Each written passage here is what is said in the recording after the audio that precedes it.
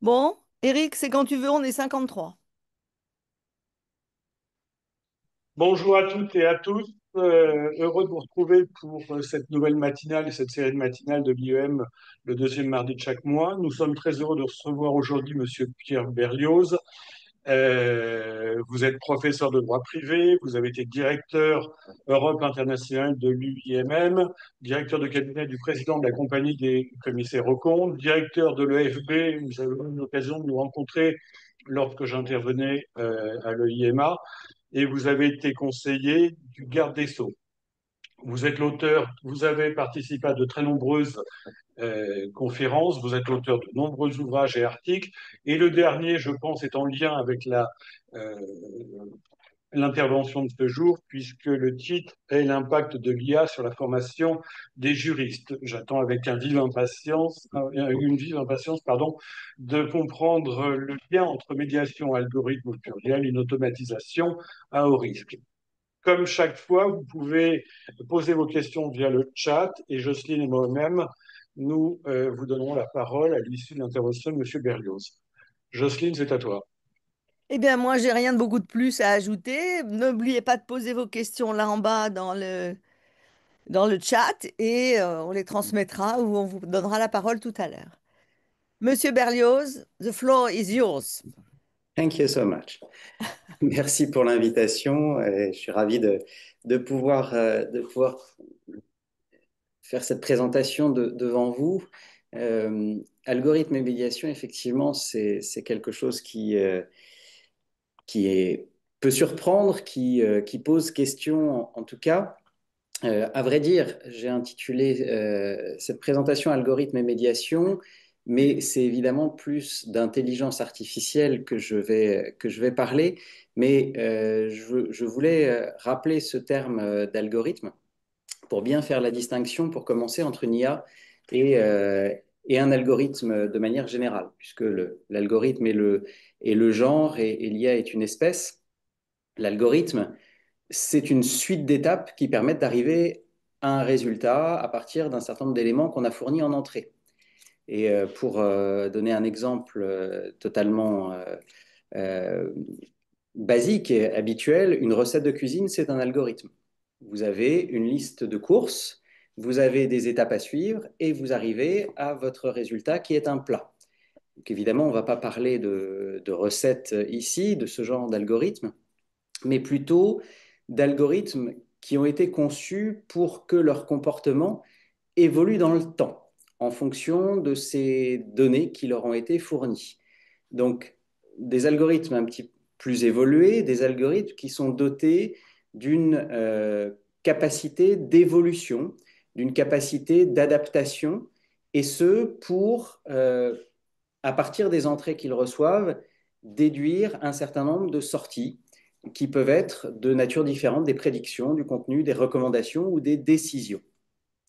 Et c'est ce en quoi consiste l'IA, l'intelligence artificielle, système automatisé, conçu pour fonctionner à différents niveaux d'autonomie et pouvant faire preuve d'une capacité d'adaptation après son déploiement, suivant la définition qui en est donnée par le règlement sur l'intelligence, le règlement européen sur l'intelligence artificielle.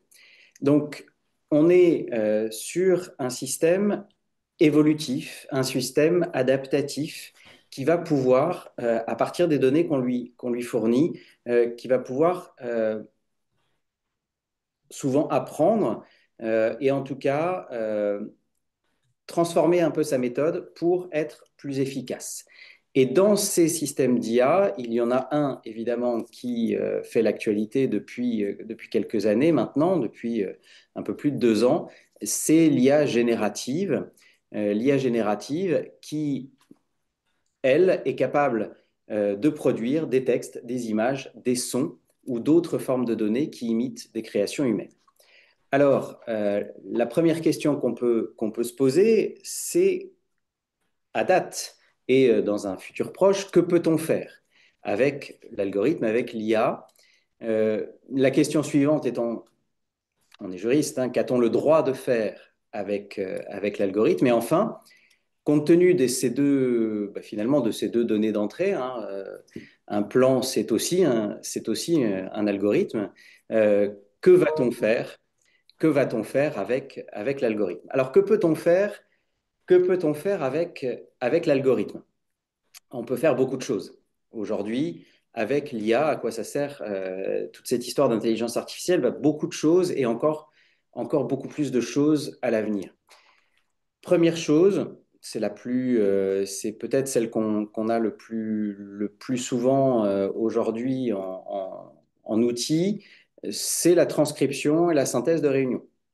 Puisque l'IA est capable, compte tenu de l'entraînement qu'on lui a fait, l'IA est capable de comprendre la parole humaine et elle est capable de la restituer, soit de manière intégrale, soit de manière synthétique, et ce, dans une réunion comme celle qu'on a aujourd'hui. Mais l'enregistrement peut ensuite être utilisé par une IA pour retranscrire ce que j'ai dit. En fonction des IA, ça sera plus ou moins bien fait, mais certaines le font très bien. L'IA pourra aussi synthétiser ce que j'ai dit. Alors, ça peut être sur un enregistrement, ça peut être aussi au cours d'un entretien en direct. L'IA est aussi capable d'analyser des émotions. C'est une activité qui n'est pas, enfin, une possibilité qui n'est pas complètement récente, qui a déjà quelques années.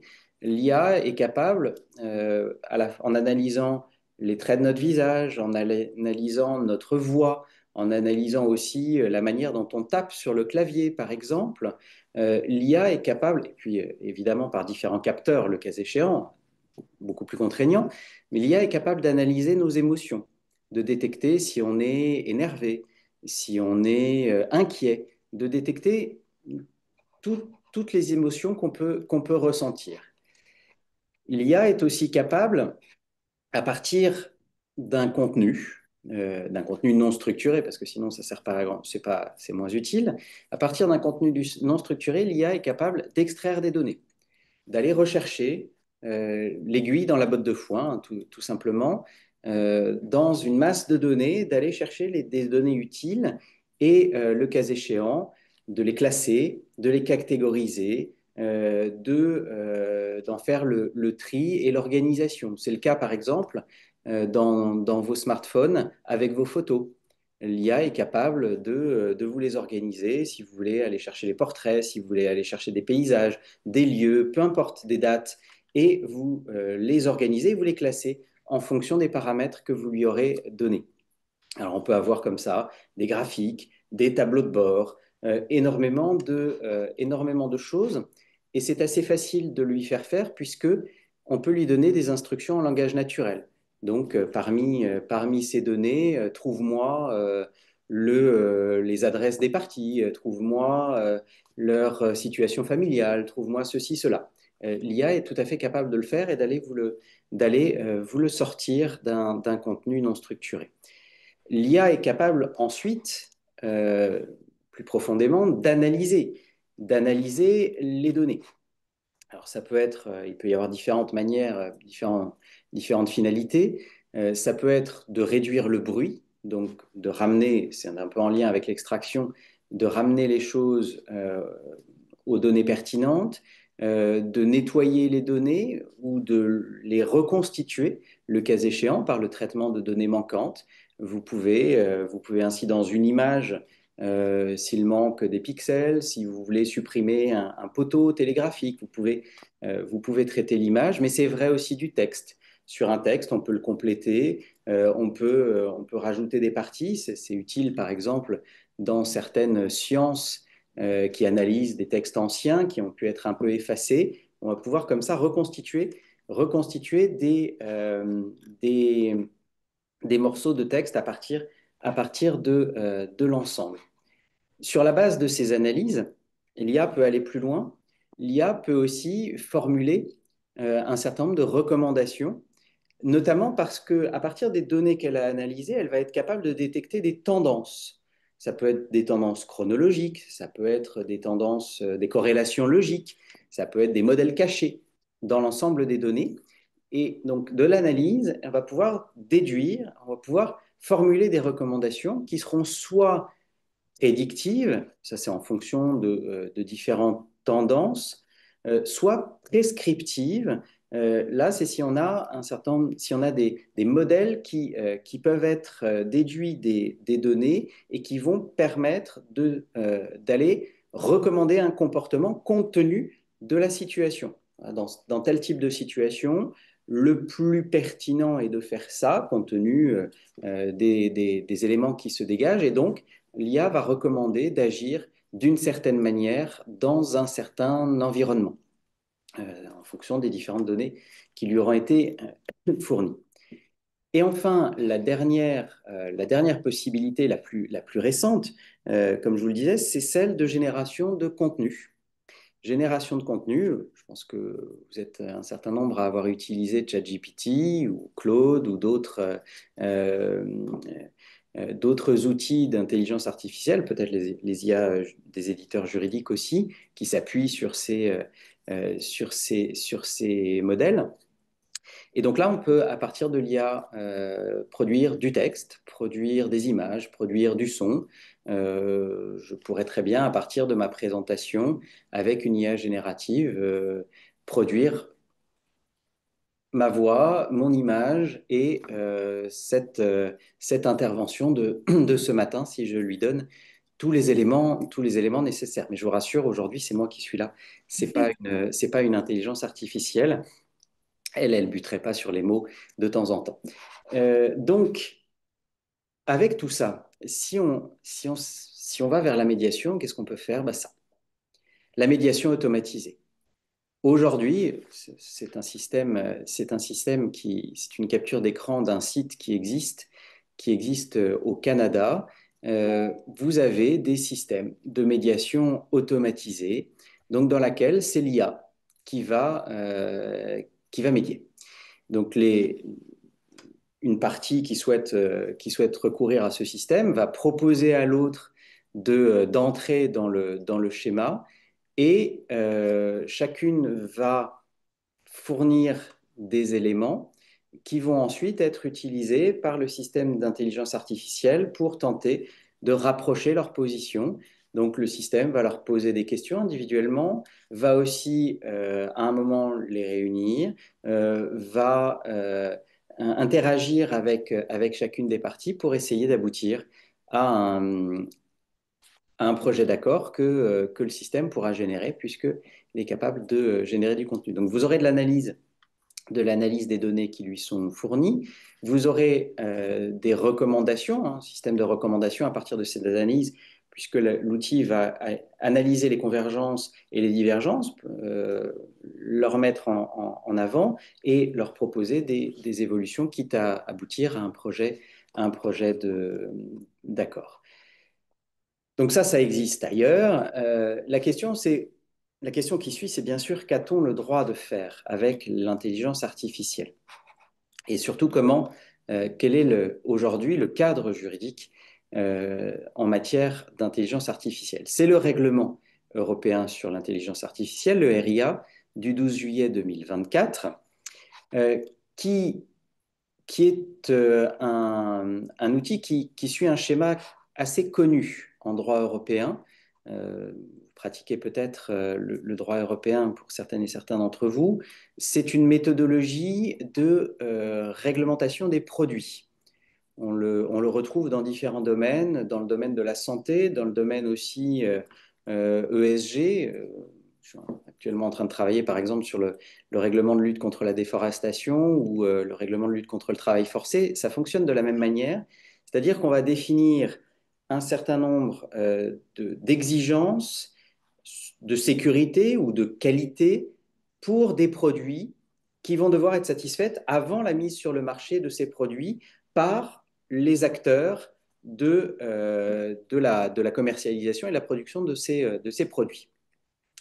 Et donc le RIA catégorise un certain nombre d'acteurs et aussi détermine les produits auxquels il s'applique. Alors ces produits seront euh, les modèles et systèmes d'IA à usage général, et les acteurs sont les fournisseurs, c'est-à-dire ceux qui mettent les systèmes ou les modèles d'IA sur le marché, les distributeurs, ceux qui ensuite les font circuler sur le marché, et enfin les déployeurs, ceux qui utilisent ces systèmes dans leur activité professionnelle. Les fournisseurs mettent sur le marché, je sais pas, ils peuvent les produire, ils peuvent les faire produire par d'autres.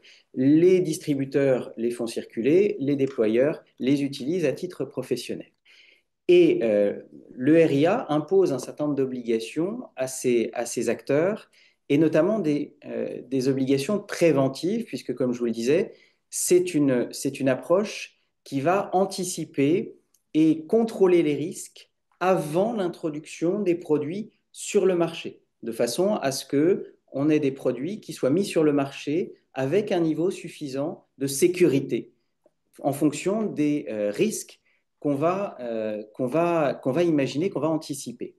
Et précisément, le RIA adopte une approche par les risques, avec une gradation, comme vous le voyez, une gradation des risques, et qui commence par un niveau de risque inacceptable, c'est-à-dire des systèmes d'IA dont on ne veut pas, compte tenu de leur impact sur les droits et libertés fondamentales des personnes.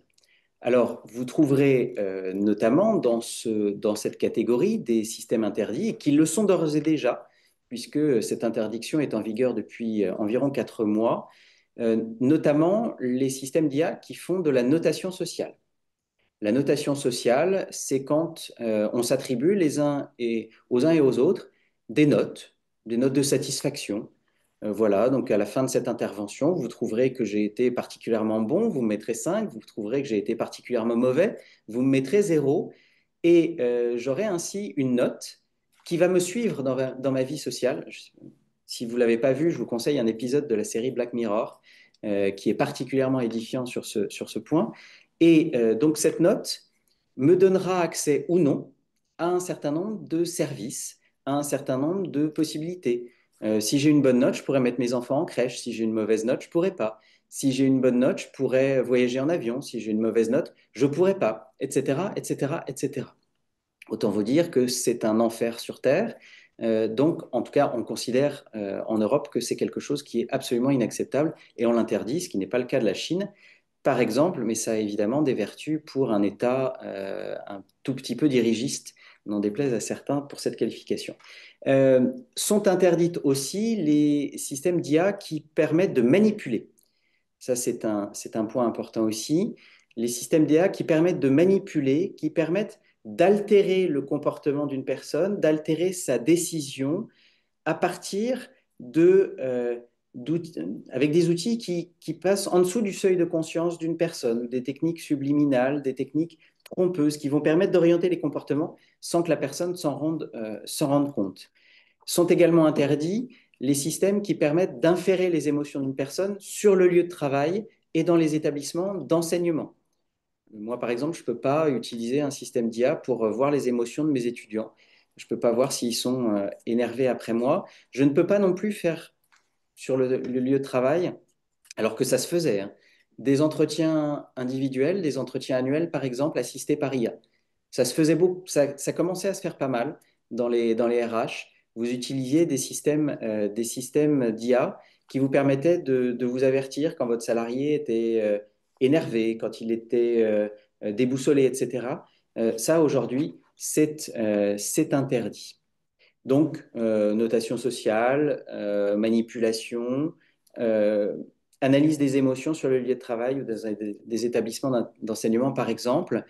Aussi, police prédictive, par exemple, utilisation à des fins répressives euh, en temps réel et dans des espaces accessibles au public. Ça, c'est la première catégorie, ce qui est interdit. Il y a en dessous la catégorie à haut risque. La catégorie à haut risque, elle n'est pas interdite, donc, mais elle doit respecter un certain nombre d'exigences. Alors, dans cette catégorie des systèmes à haut risque, on a notamment, et là c'est évidemment intéressant pour nous, on a notamment les systèmes d'IA destinés à être utilisés par les autorités judiciaires ou en leur nom pour les aider à rechercher, à interpréter les faits ou la loi et à appliquer la loi à un ensemble concret de faits, ou à être utilisés de manière similaire lors du règlement extrajudiciaire d'un litige.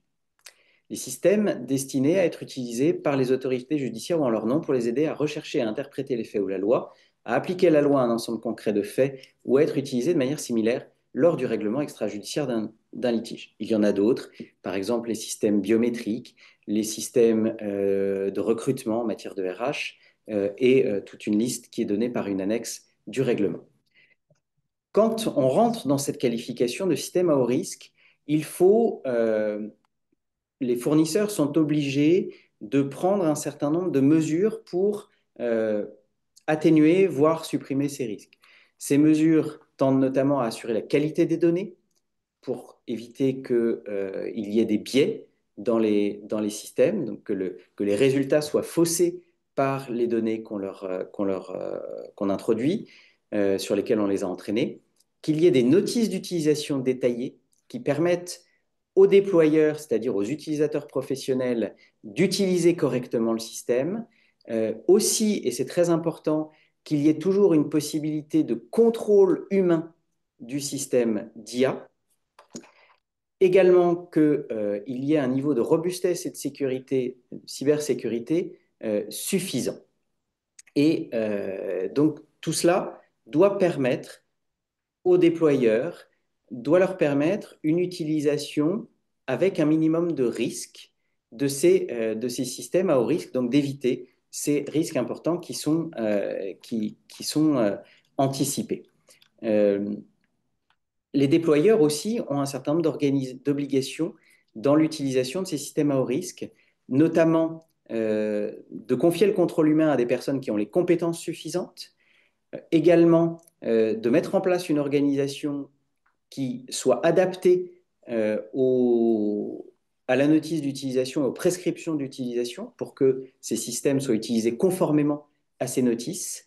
Et enfin, il y a aussi, pour certains systèmes, il y a aussi, pardon, pour ces systèmes d'IA à haut risque, il y a aussi l'obligation d'informer les personnes lorsque les systèmes d'IA prennent des décisions ou facilitent les prises de décision.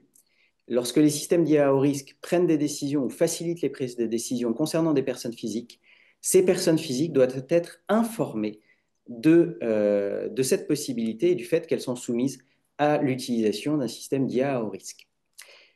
C'est une obligation de transparence qui traduit aussi l'importance que la transparence revêt pour le règlement, puisque quand on n'est pas dans un système à haut risque, on a quand même des obligations, et ces obligations sont notamment des obligations de transparence. Obligations de transparence, notamment lorsque les systèmes d'IA sont destinés à interagir directement avec des personnes physiques. Si vous avez par exemple un chatbot d'IA, si vous avez un système qui vous fournit des informations, qui répond à vos questions, vous devez être informé que vous êtes face à un outil d'intelligence artificielle, même si on est sur quelque chose qui ne présente pas des risques particuliers. Ça va vous donner des informations sur un site internet, sur des choses assez bénignes. Vous devez être informé que vous êtes face à un système d'IA. Lorsque vous avez un système d'IA qui génère des contenus, que ce soit de l'image, du texte ou de la vidéo, il faut que ces contenus soient marqués. Alors, ça ne veut pas dire ce qu'on appelle le watermarking en bon français. Ça ne veut pas dire que vous devez avoir marqué en gros généré par IA, parce que ça s'efface assez facilement. Vous devez avoir dans les empreintes numériques de ce qui a été généré, vous devez avoir quelque chose qui vous donne l'information que c'est généré ou manipulé, donc transformé par une IA. De la même manière, lorsque vous avez des systèmes de reconnaissance des émotions ou de catégorisation biométrique qui sont utilisés dans un contexte qui ne présente pas des risques importants, donc pas un contexte répressif, pas un contexte du travail, mais un contexte assez de loisirs, par exemple, il faut là aussi informer qu'on est face à un tel système. Et dernier étage, l'étage inférieur de la pyramide, lorsque on est dans le tout venant en matière d'IA, il y a une obligation minimale, une obligation de base, qui s'applique d'ailleurs dans l'ensemble des cas. Et cette obligation de base, c'est l'obligation pour les fournisseurs et déployeurs de prendre des mesures pour que le, toutes les personnes qui vont utiliser l'IA soient suffisamment averties au sens informées et formées pour l'utiliser. Il y a une obligation de garantir un niveau suffisant de maîtrise de l'IA pour les personnes, les personnels qui vont s'occuper du fonctionnement et de l'utilisation des systèmes d'IA pour leur compte. Donc, si vous êtes, par exemple, un utilisateur dans votre activité juridique d'un système d'IA, que vous avez des collaborateurs, que vous avez des salariés qui utilisent ce système, vous devez vous assurer qu'ils sont suffisamment formés. Voilà en synthèse le cadre juridique. Alors, le règlement fait un certain nombre de pages, donc évidemment, j'ai été un peu rapide, mais on pourra y revenir. Maintenant, que va-t-on faire avec l'algorithme, avec l'IA, au-delà des photocopies? Vous l'avez vu, il y a des systèmes de médiation automatisée. Vous avez aussi des systèmes de prise de décision automatisée. Vous pouvez lui faire presque tout, à vrai dire, y compris juridiquement, sauf, on l'a vu, dans un cadre judiciaire. Dans un cadre judiciaire, on est à ce moment-là dans un système d'IA à haut risque, et il va donc y avoir une obligation de contrôle humain notamment. Mais en dehors de ce cadre, il n'y a pas d'obligation de contrôle humain. Donc on pourrait imaginer une automatisation complète du processus, notamment pour la médiation conventionnelle. On peut le faire. Pour autant, est-ce que ça veut dire que ce serait pertinent de le faire? Je soumets ça à la discussion, à votre réflexion. J'ai mon idée sur la question. Elle n'est pas positive. Pour ma part, je considère que ça n'est pas souhaitable. Ça n'est pas souhaitable de tout automatiser. Des secteurs sur lesquels on peut automatiser. Je pense qu'il faut toujours quand même conserver un contrôle humain. Et je pense même que dans un certain nombre de cas, et en particulier en matière de médiation, cette automatisation totale serait non seulement contre-productive, mais en réalité serait créer quelque chose qui n'est pas pour moi de la médiation, mais quelque chose qui est autre chose, dont on peut envisager l'utilisation, mais à ce moment-là, je pense qu'il faudrait contrôler l'appellation parce que pour moi, ce n'est pas de la médiation. Qu'est-ce qu'on peut faire plutôt? Améliorer son efficacité. Alors, on vous parle souvent du juriste augmenté, on vous parle, c'est un peu devenu la tarte à la crème, hein, on va être augmenté par l'IA. C'est l'idée que on peut utiliser l'IA pour être plus efficace, pour être plus pertinent. Et là, on a beaucoup de choses qui peuvent être faites. On peut préparer les entretiens. On peut, avec des propositions de questions sur la base des informations qu'on a, des propositions qui sont faites par l'IA. On peut utiliser l'IA pour transcrire des entretiens, pour transcrire des réunions. On peut utiliser l'IA pour analyser les positions de chacune des parties, analyser les différents éléments qu'elle fournissent, déterminer des zones d'accord potentielles, préparer des projets d'accord. Beaucoup de choses peuvent être faites compte tenu des possibilités de l'IA. Pour autant, et j'aimerais terminer là-dessus, il faut quand même éviter un certain nombre d'écueils, éviter diverses sorties de route. D'abord, je vous l'ai dit, et ça c'est une obligation du RIA, il faut être formé. Il faut être formé quand on commence à utiliser l'IA. C'est d'ailleurs, je vous l'ai dit, une obligation pour tous ceux qui font appel à des collaborateurs, qui font appel à du personnel. On a une obligation de formation de ces collaborateurs, de son personnel. On a aussi, évidemment, une obligation de se former soi-même lorsqu'on exerce notamment des professions réglementées. C'est une obligation déontologique, je ne vous l'apprends pas. Ça, c'est le premier point. Il faut faire attention à utiliser ces outils quand même en ayant suffisamment d'informations et de formation minimale.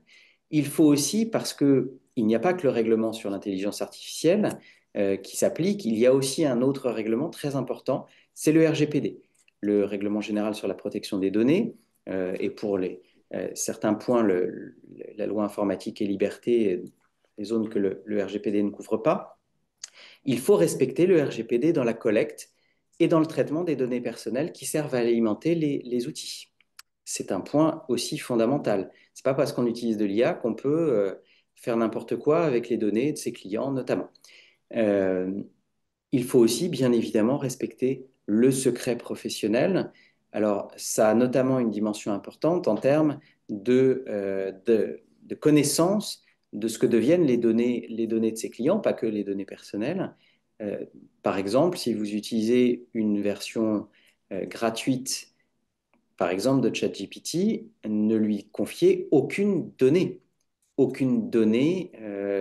qui peut être ni confidentielle, ni sensible, ni personnelle, parce que ces données-là vont être ensuite utilisées pour entraîner l'outil. Donc elles partent sur des serveurs d'OpenAI et vous n'en avez plus la maîtrise et on a des exemples nombreux de réutilisation de données et ensuite d'accès à ces données de manière plus ou moins aléatoire par d'autres personnes. Donc attention au secret professionnel. Et dernier point aussi, n'oubliez pas un point, quel que soit l'apport de l'IA, nous restons les uns comme les autres responsables de nos actes professionnels.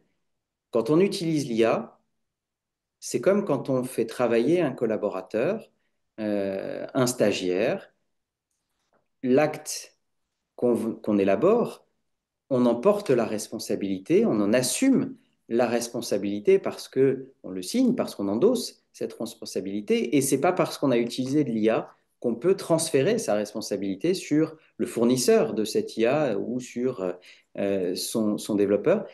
On assume la pleine et entière responsabilité de ce qu'on fait. Donc ça veut dire, et j'en reviens à la question de la délégation à l'IA, ça veut dire simplement qu'il faut contrôler ce que fait l'IA. L'IA est capable de faire beaucoup de bêtises, est capable de faire des choses très pertinentes, mais aussi beaucoup de bêtises. Et quand on élabore un acte, quand on donne un conseil, ce conseil, on en assume la responsabilité. Et donc, il faut absolument contrôler ce qui sort de l'IA pour être sûr de ne pas faire de bêtises et ensuite, le cas échéant, d'engager sa responsabilité. Voilà, assez brièvement, j'espère ne pas avoir été trop elliptique sur certains points, mais je suis à votre disposition pour compléter assez brièvement, voilà, quelques petits mots sur algorithme et médiation. Bon, merci beaucoup, c'est passionnant et il y a plein de